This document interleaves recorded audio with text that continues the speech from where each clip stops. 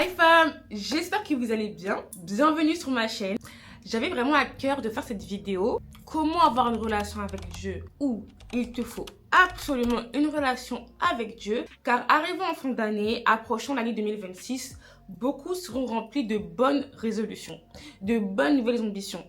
Même certains d'entre vous mettront dans les résolutions se rapprocher de Dieu. À travers cette vidéo, j'aimerais encourager quelqu'un à ne pas prendre cette résolution comme une résolution parmi tant d'autres, mais d'en faire véritablement sa priorité de 2026. Avant de vous expliquer comment avoir une relation avec Dieu, je vais d'abord vous expliquer quelles sont les conséquences du manque de relation avec Dieu, parce que les résolutions sont très bonnes. Beaucoup auront comme nouvelle résolution se coucher plus tôt, aller à la salle, mieux manger, et Dieu est pour toutes ces choses. Dans la parole, il est écrit: je souhaite que tu prospères à tous égards. Donc, dans la volonté de Dieu, c'est que tu puisses aller bien sur tous les aspects de ta vie. Financièrement, spirituellement, dans ta famille, dans tes relations, peu importe. C'est le souhait de Dieu pour ta vie. Mais lorsque l'on veut se bâtir, quand on veut bâtir une bonne maison, un bon bâtiment, les fondements et les fondations doivent être solides, sous peine de s'écrouler. Et nous, en tant qu'être humain, la fondation la plus solide, la fondation ultime que l'être humain bénéficie, c'est Dieu, Jésus-Christ. L'année 2026 ne sera pas plus facile que les années précédentes. C'est pour cela qu'il te faut une relation avec Dieu. C'est pour cela qu'il te faut une fondation solide. Matthieu 7,25 vient nous dire que la pluie est tombée, les torrents sont venus, les vents ont soufflé et se sont déchaînés sur cette maison, mais elle ne s'est pas écroulée car elle était fondée sur le roc, car elle était fondée sur le rocher. Ce que l'on comprend à travers cette parabole, c'est que si tu n'as pas de solide fondation, les vents, les pluies, les tempêtes, les problèmes, les soucis, l'inquiétude, l'anxiété, la dépression, le deuil et tous les plus hauts soucis qu'un être humain peut rencontrer dans sa vie, s'ils viennent dans ta vie en 2026, ils vont t'emporter. Tu vas t'écrouler car la fondation ultime n'était pas encore bien bâtie, n'était pas encore bien ancrée. La relation avec Dieu permet de recevoir une force qui ne vient pas de soi. Dieu, tu pourras difficilement surmonter tout ce qui est angoisse, inquiétude et dépression. La relation avec Dieu permet de pouvoir déposer des poids qui sont trop lourds pour nous. Si tu n'as pas de relation avec Dieu, tu demeureras esclave de tes émotions et de tes sentiments. Et dans sentiments, il y a le mot mensonge. Donc tes sentiments et émotions ne te disent pas toujours la vérité. Comme le dit mon père spirituel, l'apôtre Axel Lévy, un chrétien sans relation avec Dieu, un chrétien sans vie de prière et un chrétien bipolaire. Qu'est-ce que cela veut dire? C'est que tu peux être comme à 10 heures, pleine de joie, satisfaite, contente, heureuse, mais à 11 heures, passer à l'extrême, déprimée, triste, en colère, lourde, au bout de ta vie, j'en ai marre de cette vie, je veux mourir. Tout simplement parce que tu n'as pas l'équilibre nécessaire qui est fourni par cette relation, par cette stabilité qui est Jésus-Christ, par cet équilibre qui est la vie de prière. Car lorsqu'on a une relation avec Dieu, la relation avec Dieu est égale prier. Parce que la communication, le langage de la relation avec Dieu, c'est la prière. De ça, on en reviendra tout à l'heure dans le comment. Si tu n'as pas de relation avec Dieu, tu vas continuer à te minimiser, à te rabaisser. Tu vas continuer à écouter et accepter les mensonges de l'ennemi qui disent du mal de toi, que tu n'es pas aimé, que tu es rejeté, que comme ton père n'a pas été présent, comme ta mère t'a rejeté, comme tes amis t'ont trahi, comme ton copain t'a trompé, tu es une bonne à rien, tu es une moins que rien et tu n'arriveras à rien. Tu continueras d'accepter les pensées de victimisation qui disent que c'est parce que j'ai vécu ça que je suis comme ça, c'est parce que j'ai vécu ceci que je n'y arrive pas, alors que la parole dit autre chose de toi. La Bible dit que tu es une race choisie, un sacerdoce royal. La Bible dit que tu es un Dieu sur terre. La Bible dit que tu puis tout par celui qui te fortifie, que tu es précieuse, que tu es libre en Jésus-Christ, que toutes anciennes choses sont passées et effacées grâce à son sacrifice et que par son sacrifice, il t'offre une nouvelle vie. Donc tu n'es pas ce que tu as vécu, tu es ce que Dieu dit que tu es. Dieu dit qu'il y a une guérison après le traumatisme, qu'il y a un relèvement après la tragédie, qu'il y a une nouvelle vie qui t'attend en l'acceptant. Vraiment, en 2026, refuse d'être encore une victime de l'ennemi.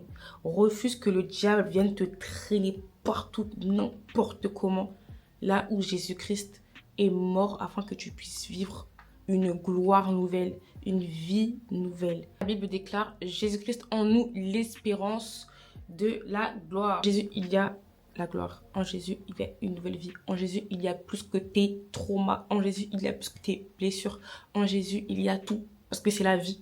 Je suis le chemin, la vérité et la vie. Jésus, c'est la vie. Si tu veux vivre la vie comme... Viens à lui. Si tu n'as pas de relation avec Dieu, tu seras esclave, tout comme les sentiments, les émotions, tu seras esclave de tes mauvaises pensées et des pensées d'imposteur. Tu donneras du crédit à toutes les pensées qui viennent t'oppresser, comme les pensées de tu n'es pas capable, tu ne vas pas y arriver, tu es nul, ta vie est nulle, tu ne seras capable de rien, tu n'iras pas loin. Toutes ces choses sont les mensonges du diable, sont les mensonges de l'ennemi, sont les pensées qui essaient de te limiter, de te garder dans une zone de confort, alors que souvent notre élévation, souvent notre percée se trouve toujours en dehors de notre zone de confort, mais l'ennemi avec ces mauvaises pensées-là va essayer de te cribler, de t'assaillir constamment de mauvaises pensées afin que tu ne puisses pas évoluer et avancer. Et on domine de ces mauvaises pensées par la relation avec Dieu, par la vie de prière, par la vie de méditation. Pour aller plus loin, si tu n'as pas de relation avec Dieu, il est très probable que tu sois quelqu'un qui estime sa valeur en fonction de ses accomplissements. Comme j'ai fait ci, je suis ça. Comme j'ai fait ça, je suis ça. Exemple, comme un footeux m'a marié, je suis trop une vraie fille. Je suis trop quelqu'un, il m'a choisi. Et donc, si on enlève ce footballeur de ta vie, il t'a choisi, qui es-tu au final? En fait, la relation avec Dieu vient restaurer ton identité. Quand tu as une relation avec Dieu, tu sais qui tu es. Tu sais que tu es une fille ou un fils de Dieu. Tu sais que tu es choisi, que tu es saint, que tu es appelé par Dieu, que tu es aimé par Dieu, que ta vie a un sens, que tu as une destinée, que ta vie n'a pas été créée par hasard. Tu n'es pas le fruit du hasard et que tu n'es pas sur cette terre pour être spectateur, mais tu es sur cette terre pour être un acteur, que tu n'es pas sur cette terre pour accompagner les autres, mais que tu es ici pour accomplir de grandes choses. C'est tout ce que la relation avec Dieu produit en toi lorsque tu commences à l'entretenir. Parce que là, je vous parle en toute connaissance de cause. Avant d'avoir une relation avec Dieu, je plaçais ma valeur seulement sur des choses extérieures. Je cherchais à être valorisée à travers mes possessions, à travers les choses que je faisais, à travers le regard des autres, tout simplement. Et si tu n'as pas de relation personnelle avec Dieu, ta valeur et ton estime personnelle viendra souvent de l'extérieur. Toujours de ce que l'on pense de toi, du regard des autres, de la manière dont les autres vont te valoriser. La relation avec Dieu est venue casser et briser tous ces mauvais systèmes de pensée afin que je ne me vois pas selon ce que le monde dit, ce que le monde propose, ce que le monde me donne, mais selon ce que Dieu dit de moi. Voilà. Jésus, merci. Merci Jésus. Et si c'était mon partage, ce sera le tien très bientôt, si ce n'est pas déjà le cas. Si tu n'as pas de relation avec Dieu, tu demeureras dépendante des êtres humains alors que l'être humain est limité. Je ne sais pas si tu as déjà eu à vivre une situation où tu t'es confié à ton entourage, une amie, un petit copain, une petite copine, la famille, mais tu avais l'impression de ne pas recevoir le soutien nécessaire ou la compréhension nécessaire. Tu as eu comme l'impression qu'ils te comprenaient, mais qu'à uniquement 50%, et même jusqu'à 70, 90, 99,9%. Mais le 100% appartient à Dieu, notre Créateur. Car il n'y a que le Créateur qui est capable de comprendre à 100% sa créature. Si tu n'as pas de véritable relation avec Dieu, tu ne connaîtras pas le véritable sens de ta vie. Tu ne sauras pas à quel appel ta vie est attachée, quelle est ta destinée, et sur quel pas tu dois marcher. Si tu n'as pas de relation avec Dieu, tu ne pourras pas discerner sa voix. À l'intérieur de nous, il y a de multitudes de voix qui vont venir chaque jour parler et te communiquer des pensées. Si tu n'entretiens pas une intimité avec Dieu, tu ne sauras pas discerner qu'est-ce que Dieu veut te dire. Et ce qui en découlera, c'est que tu feras des choix selon toi, selon toi-même. Tu n'auras pas d'orientation divine. Dieu ne sera pas ton guide. Ce qui fait que tu vas recommencer une année où tu feras des choix, où tu prendras des décisions dont Dieu ne t'a jamais dit quelque chose, Dieu ne t'a jamais donné le go, Dieu ne t'a jamais donné son autorisation ou son aval. C'est comme ça que plusieurs se retrouvent souvent dans des gourmands parce qu'elles auront choisi le mauvais partenaire, la mauvaise copine, le mauvais copain. C'est comme ça que plusieurs seront déçus par l'échec d'un projet, l'échec de situation ou autre. Pourquoi? Parce que tu n'as pas su correctement discerner la voix de Dieu sur la situation. Vraiment, je pense que la réussite de notre année 2026 sera par le fait vraiment de connaître, discerner la voix de Dieu pour notre année, discerner la voix de Dieu pour nos projets, discerner la voix de Dieu dans l'orientation claire et véritable à suivre. Maintenant, je vais vous dire comment avoir une relation avec Dieu, ma partie préférée. Si je dois bien retenir quelque chose de mon année 2025, c'est que mon avantage, mon atout, mon relèvement, ma force de 2025 était cette relation. On passe au comment. Comment avoir une relation avec Dieu? Il n'y a pas mille et une stratégies. La seule et unique stratégie pour avoir une relation avec Dieu est d'accepter Jésus-Christ.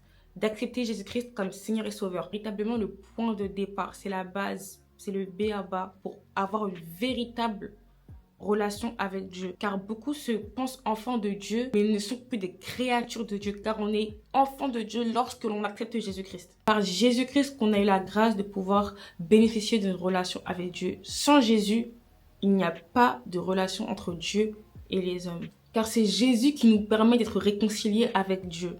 Pour certains, il ne s'agit même pas d'accepter Christ, il s'agit de revenir à Christ afin de pouvoir bénéficier une nouvelle fois d'une relation avec lui. Car ce n'est jamais Dieu qui s'éloigne de nous, Dieu t'attend les bras ouverts, mais décide de revenir à lui. Plusieurs se disent, mais non, il faut que je change de vie d'abord pour accepter Christ. Il faut d'abord que je sois mieux, que je pêche moins. Parce que peut-être que même si je pêche, je vais le décevoir, donc je peux être hypocrite. Depuis que tu es dans cette pensée, ce système de pensée-ci, depuis que tu as dit que tu vas arrêter de pécher afin de venir à Dieu, qu'est-ce qui a changé? Rien. Rien du tout. Parce que tout simplement, Jésus est venu mourir car tu n'arrivais pas à changer. Jésus est venu mourir car il savait que tu n'avais pas la force.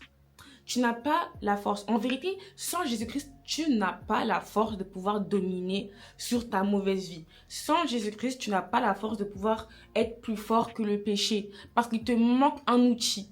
Du coup, Jésus, mais il te manque aussi l'outil de Christ, son esprit. Sans que tu acceptes Jésus-Christ, tu ne bénéficies pas de l'esprit. Car lorsque tu acceptes Jésus-Christ, il te fait le meilleur cadeau qui existe, son esprit. C'est pour ça que l'apôtre Paul dit, ce n'est plus moi qui vis, mais Christ en moi. Lorsque tu acceptes Jésus-Christ, il te laisse son esprit. Tu n'as pas l'esprit de Dieu en toi, tu ne peux pas dominer sur ta chair. Tu ne pourras pas. J'aimerais t'expliquer pourquoi. Lorsqu'on observe les oiseaux qui sont dans les airs, ils arrivent à nager, ils arrivent à voler grâce à leurs ailes. Ils ont aussi des poumons pour pouvoir respirer. Lorsqu'on observe les poissons, ils ont des bronches et des nageoires, ce qui leur permettent de respirer sous l'eau et de pouvoir nager. Si tu mets un poisson dans un nid d'oiseau, il va mourir dans les 30 secondes. Si tu mets un oiseau dans l'eau, il va mourir dans les 30 secondes. Car l'un et l'autre n'ont pas les atouts nécessaires, n'ont pas les outils nécessaires pour pouvoir bien et correctement vivre dans cet environnement-ci. C'est comme le chrétien. Le chrétien qui n'a pas Jésus-Christ, le chrétien qui n'a pas l'Esprit de Dieu ne pourra pas vivre une vie chrétienne glorieuse, ne pourra pas avoir une bonne relation avec Dieu. Pour vous faire carrément un petit témoignage, avant que je donne ma vie à Christ, je suis née dans une famille chrétienne et depuis que je suis petite, on m'a inculqué Jésus. J'avais ma Bible, mais par exemple, je n'arrivais jamais à prier. Je n'arrivais pas à prier.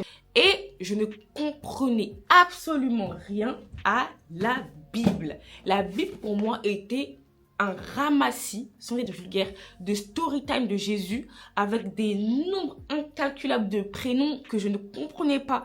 J'ouvrais la parole et j'étais là, mais je comprends pas. Qu'est-ce qui est écrit? Qu'est-ce qu'il raconte? Tout simplement pourquoi je n'avais pas l'outil qui était l'Esprit de Dieu. Sans l'Esprit de Dieu, on est véritablement limité dans notre vie chrétienne. Si tu n'acceptes pas Jésus-Christ, toute ta vie sera un condensé de baisse de foi, de « Oh, là j'ai réussi à prier, j'ai réussi à lire ma Bible, et là j'arrive plus, et là j'arrive plus. » Parce que tu vivras ta vie chrétienne selon tes propres forces. Par son esprit, c'est par sa grâce que je suis capable aujourd'hui de pouvoir lire ma Bible et la comprendre. C'est par son esprit et par sa grâce qu'aujourd'hui, je ne dis pas que je sais prier, mais j'arrive à prier. Je ne sais pas forcément bien, je ne suis pas arrivée au summum de la prière, parce que c'est l'esprit qui apprend à prier. C'est l'esprit en nous qui communique les paroles de la prière.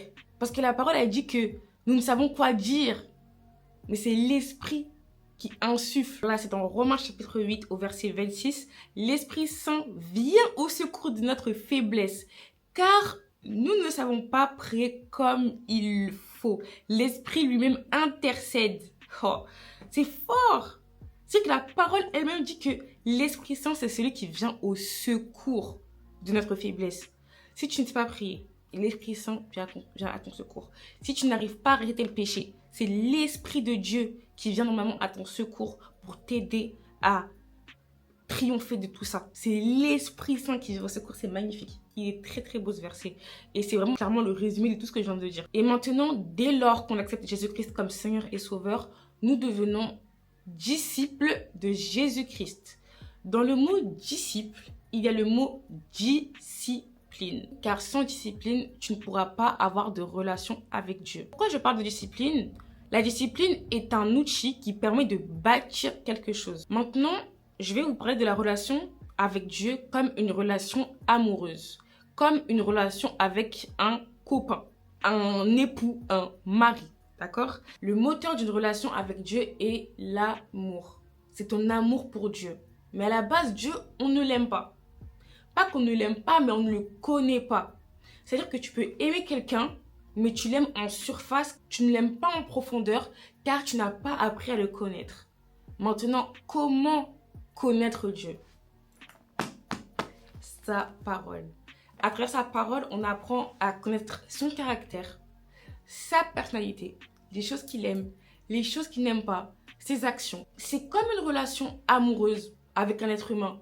Plus tu apprends à connaître cette personne, plus tu l'apprécies. C'est la même chose avec Dieu. Et cela demande de la rigueur. Parce que de la même manière que si demain ton copain ou ta copine ne te répond pas pendant une semaine ou n'apparaît pas pendant une semaine, tu vas être triste, inquiète et déçue. C'est à peu près la même chose avec Dieu. Lorsqu'on est enfant de Dieu, lorsque l'on dit aimer Dieu, Dieu attend de nous qu'on dégage du temps, qu'on se discipline en tant que disciple pour préparer et organiser des rencontres avec lui, des rendez-vous avec lui. Pour ma part, ça fait 1 an, tant bien que mal, et que j'y suis arrivée par sa grâce, d'avoir un temps le matin où je me réveille. Pour moi, c'est 6h ou 7h30 en fonction de mon planning de travail. Je planifie un horaire précis pour Dieu. Je sais qu'il y a des saisons où je peux prier la nuit. Cela dépendra vraiment de ton emploi du temps. Pose 1 heure, discipline-toi, dégage un temps dans ta journée, 1 ou plusieurs heures, si possible. Tu peux commencer par quelques minutes, mais moi je pense que quand on aime quelqu'un, véritablement on essaie vraiment de passer le maximum de temps avec lui ou elle. Donc je te conseillerais de dégager au moins 1 heure dans ta journée, parce qu'on a quand même 24 heures. Je pense qu'on est tous capables sur 24 heures de pouvoir dégager au moins 1 heure pour quelqu'un qu'on aime. Parce qu'on a 1 heure pour les séries souvent, 1 heure pour scroller sur TikTok, 1 heure pour scroller sur Instagram. Mais il faille qu'on puisse aussi avoir 1 heure pour pouvoir s'entretenir avec notre Créateur, ce Dieu qu'on dit aimer. Car on ne peut pas dire aimer quelqu'un qu'on ne fréquente pas. On ne peut pas dire aimer quelqu'un qu'on ne côtoie pas. Et pour l'aimer encore une fois, 10. Lis sa parole, tu lis ta Bible et plus tu vas côtoyer sa personne aussi qui se trouve dans sa parole, plus tu auras envie de passer du temps avec lui, l'aimer et demeurer à ses côtés. Lorsque l'on parle de relation, on parle d'entretenir des liens, de discuter, d'entretenir, de bâtir quelque chose. C'est ça la relation, ce sont des liens qu'on tisse avec quelqu'un. C'est là que la discipline rentre en jeu, car toutes les activités de ce monde feront tout pour que tu n'aies pas le temps, que tu ne trouves ou que tu te trouves des excuses pour ne pas avoir le temps de passer du temps avec lui. Le monde ne s'arrêtera jamais de tourner. La vie ne s'arrêtera jamais d'avancer. C'est toi-même qui dois te discipliner pour avoir ces moments précieux, ces moments d'intimité, ces temps de qualité avec Dieu. Vraiment, la relation avec Dieu, c'est comme une relation de couple. Il ne faille pas que ta relation avec Dieu devienne redondante, que tu fasses toujours la même chose. Je me lève, je prie, je lis ma Bible. Il faut que tu le fasses. Mais à ces activités spirituelles, n'hésite pas à rajouter le visionnage d'enseignements, la lecture de livres chrétiens, la louange, l'adoration, la danse, toutes ces choses-là, afin que vraiment tu puisses vivre une relation avec Dieu qui n'est pas monotone. Parce qu'on n'est pas dans la religion, on est dans une relation. Dans la journée, n'hésite pas à varier tes temps spirituels. Ne te cantonne pas ou ne te limite pas qu'à une seule activité. Parce que vraiment, Dieu est large. Dieu est large. Tu es libre en Jésus, donc prends cette liberté, pas pour faire n'importe quoi, mais pour vraiment pouvoir nourrir de manière correcte cette relation. Trouve-toi un lieu, trouve-toi un endroit, une place où tu te sens à l'aise de prier, où tu es calme et tranquille. Pour ma part, je prie dans mon salon ou ici dans mon local, ça dépend. Mais ça peut être ta cuisine, ta salle de bain, un endroit où tu es seul. Un endroit où tu ne seras pas dérangé. Parce qu'il y a plusieurs personnes qui peuvent des fois avoir des chambres où ils sont plusieurs. Et il y a des personnes qui vivent dans des maisons où il y a beaucoup de passages, ce qui peut être dérangeant pour la prière. Et toute année, refuse d'être dans les excuses comme je n'ai pas assez le temps de prier car je travaille trop, alors que le travail que tu as, c'est Dieu qui l'a pourvu. Refuse d'être dans les je ne peux pas prier parce qu'il y a trop de monde chez moi. Non, va même t'enfermer aux toilettes. Va même t'enfermer dans ta salle de bain, tu prends 1 heure. Et tu pries, tu prends 1 heure et tu lis ta Bible, tu prends 1 heure et tu fais plein d'autres activités spirituelles. Mais vraiment, cette année, décidons de ne plus être des victimes. Décidons de ne plus être derrière les excuses, mais dans les résultats. Les résultats. Tu dois avoir une relation avec Dieu en 2026. Décide de prier en 2026. Décide de lire ta Bible, de méditer ta Bible en 2026. Décide d'être spirituel en 2026. Décide de revenir à Dieu en 2026. Sinon, comme je te l'ai dit, tu vas subir et expérimenter toutes les conséquences du départ que j'ai annoncé. La dépendance, la victimisation, la non-restauration, la non-guérison. Et c'est triste. C'est triste de vivre comme ça. Pour résumer, comment avoir une relation avec Dieu? Premier point, accepte Jésus-Christ comme Seigneur et Sauveur. Second point, deviens un disciple discipliné. Troisième point, le moteur de la discipline, c'est ton amour pour Dieu. Comment aimer Dieu? Lis la parole. Apprends à connaître Dieu à travers la parole. Quatrième point, trouve un lieu adéquat de rendez-vous hebdomadaire où chaque jour tu retrouveras Dieu pour pouvoir prier, communiquer avec lui, lui parler. 5. Ta relation avec Dieu sera toujours comme une relation amoureuse. Lorsqu'on aime quelqu'un, on passe du temps avec. Lorsqu'on aime quelqu'un, on dégage du temps pour lui. Lorsqu'on aime quelqu'un, on ne cherche pas d'excuses pour l'esquiver. On ne cherche pas d'excuses pour ne pas lui parler. On fait simplement car on l'aime. Et voilà, j'espère que cette vidéo vous aura fait du bien, vous aura parlé. Je vais finir cette vidéo dans la prière. Bio, en description, je mettrai une prière pour ceux qui aimeraient accepter Jésus-Christ comme Seigneur et Sauveur. Je mettrai une prière pour ceux qui aimeraient revenir à Dieu. Et prier tout de suite pour ceux qui aimeraient avoir une relation avec Dieu en 2026. Père, je prie afin que cette vidéo puisse être une plateforme de restauration d'une vie de prière, de restauration d'une vie de méditation, d'une restauration de lecture de la Bible, Père. Je crois que, Seigneur, cette année, tu peux susciter, tu peux lever une génération, Seigneur, qui soupire, qui a soif d'avoir une relation avec toi, qui a soif d'avoir une intimité avec toi, qui a soif de vraiment t'aimer, qui a soif de véritablement te connaître, Père. Fais-nous la grâce de pouvoir t'aimer en cette génération. Fais-nous de la grâce de pouvoir t'aimer davantage dans les années qui suivent, Père. Car sans toi, Seigneur, nous ne pouvons rien. Car sans toi, à qui irions-nous? Car sans toi, Seigneur, que pouvons-nous faire? Qu'avons-nous de plus, Seigneur, que toi, Seigneur? Tu es notre avantage, tu es notre atout. Et je prie que quelqu'un qui n'a pas bénéficié de toute ta personne en 2025, Seigneur, puisse bénéficier avec exagération de ta personne en 2026, Père. J'ai ainsi prié dans le nom puissant de Jésus-Christ. Amen. N'hésite pas à me dire ce que tu as pensé de cette vidéo en commentaire, à partager cette vidéo à quelqu'un qui aurait besoin d'entendre cette parole. Abonne-toi, like, partage et on se fait des gros bisous. Que Dieu vous bénisse et je vous souhaite d'excellentes fêtes de fin d'année. Ciao, ciao.